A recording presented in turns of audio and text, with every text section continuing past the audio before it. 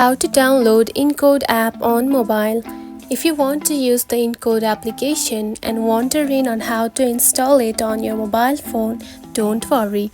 In this video, I will show you how to do it, so let's get started. First of all, open the App Store of your mobile phone. Just like this. Then tap on to search button at the bottom. Tap on to search bar and type Encode and search for it. And now here you can find it right here, select it. Now to download it, simply tap on to cloud button right here, just like this.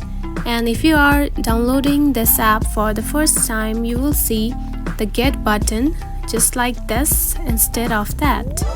Now wait for a few minutes and the app will be downloaded. And now you can see the app has been downloaded. Now to open it, simply tap on to open. You can also find the app on your home screen just like this. And that's it. This is how you can download Encode app on your mobile. If you found this video helpful, don't forget to like and subscribe for more tips. Thanks for watching.